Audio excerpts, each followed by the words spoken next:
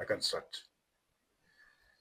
Okay, I greet all of you, my viewers. This is the Kodia channel, and today we want to discuss a very important but delicate subject touching on the Kenyan Constitution and how the Constitution has served the people of Kenya since 2010 when it was amalgamated. One important thing about the Constitution of Kenya is that it emphasizes on the devolution, whereby the local governments, the way they used to be, had been changed into county governments, creating the position of county government, which is headed by a governor. So in total in Kenya, we have 47 counties or county governments headed by 47 governors and their deputies. The county governments also have a parliament, which is called county assemblies at the county level. The head of county government, of assembly, county assemblies, is the speaker of the county assembly. The speaker wields immense powers and is a key person in the governance of the county government. When a speaker has a problem with the county government, or by extension, the governor, it affects the entire operation of the country. Because for the smooth running of the county government, the county assembly must agree with the speaker on all other bills, bylaws, whatever, budget, allocations, because the county assembly that approves the budget and the county assembly that can initiate the impeachment of the county, of the governor of the county or his deputy. So all these arms of government, ranging from the national government, where we have two parliaments. We have the Senate and we have the national parliament or national assembly. All these layers of government, they are representative. Every election year, general election, the citizens or the electorate are expected to elect members who go to the county assemblies as MCA. It is the MCAs who elect the speaker. Again, the electorate are also expected to elect governors, to elect the county representative who goes to the national parliament. All these layers, they pose a great deal of economic burden on the citizens. the amount of money required to run a government, to run a county government, and the amount of money required to run the national government sometimes are highly exaggerated in the budget. When they are working on budget, there are certain figures which are highly exaggerated. The reason why they exaggerate some of these figures is to ensure that the national government gets more funding, and even this funding, there's a percentage that must be devolved to the county government, to run the county government. Even this percentage rarely goes to the county government. And at the same time, at the county level, even though the governor is seen constitutionally as the head of the country, he wields no power beyond what is defined by law. Whereas the national government still wields more influence or more power in the country, where the real boss ought to be the governor. Every country has a commissioner, county commissioner. Under the constituency level, we also have the sub-county commissioner. All these people, they wield their respective powers. There is budgetary allocation to every office, starting from the president up to the local chief or a state chief.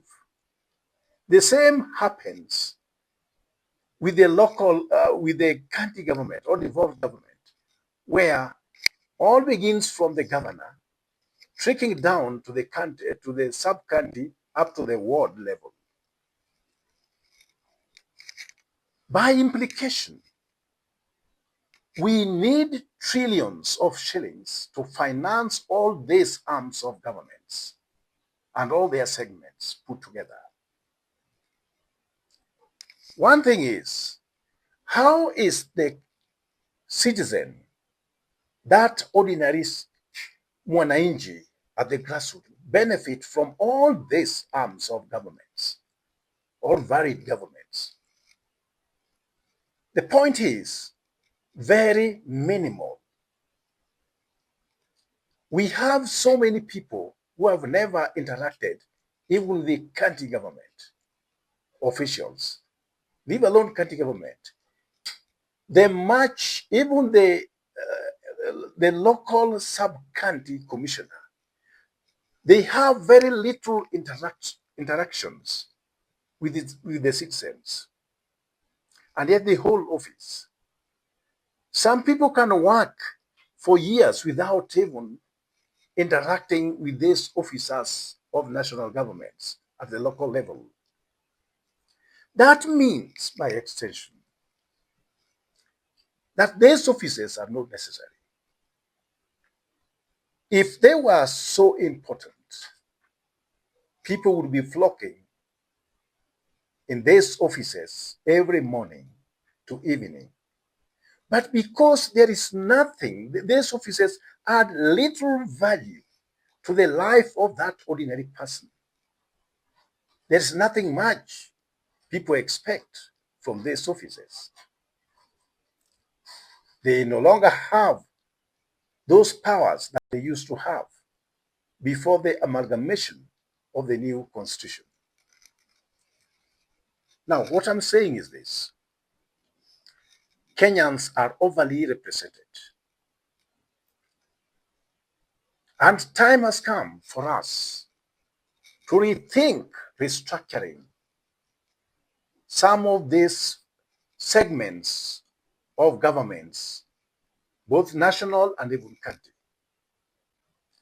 We need lean administration.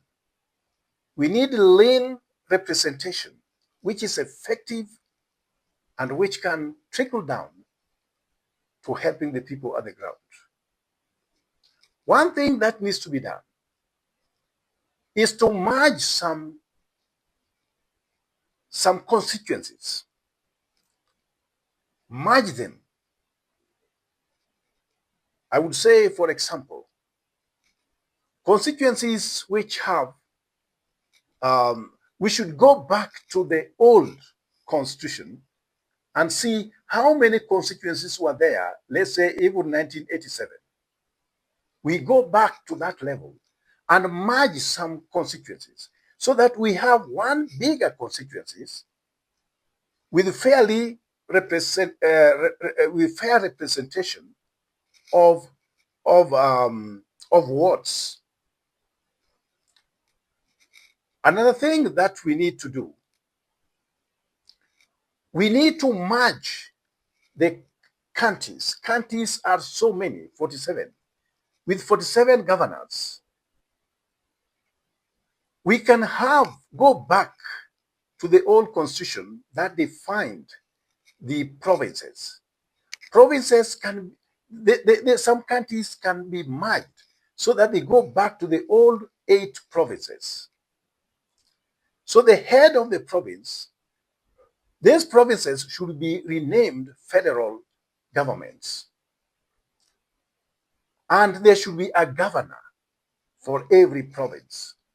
That will limit the number of motorcades we have, which must be financed. Like if you say Nyanza province, the old Nyanza province, we have so many governors. Each county government is independently financed. We have so many leaders. Why can't we have one leader with one central command touching on all these regions so that money is given to the federal government? Federal government given the power to manage even local administration, even to manage security. They employ their own police force at the police, security system, so that we don't have a situation where the national government controls every part of the country, every part of the government, whereas the elected leaders, they are just there earning money, but they cannot talk about security. A governor cannot talk about security because he is not the chair of security in the country.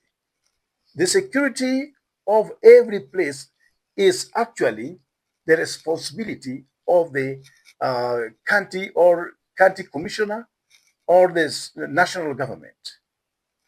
And because of this, these national government officials, they are not elected. They are easily tempted to compromise security issues. Let's restructure the way we manage our countries. And again, we want to cut down even the number of representatives to the National Assembly, including the women reps. It must be scrapped. There is nothing much women reps are doing in Parliament other than earning salaries. Those positions should be scrapped. The Senate should be scrapped. There's nothing much the Senate is doing that county governments are not able to do, that National Assembly is not able to do. So we need the Senate to be scrapped, and we need Parliament to be lean a bit so that some of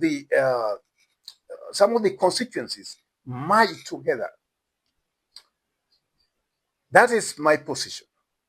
And in that way, Kenya, we can save trillions, if not billions of shillings to foster development in some of these regions, other than money only used to finance already burdened administrations. which to us is not actually yielding any return. So, ladies and gentlemen, that's my take. You have a right of reply, but I would appreciate if you could able to offer your comments and also to share your thoughts with all of us. Thank you. Until next time.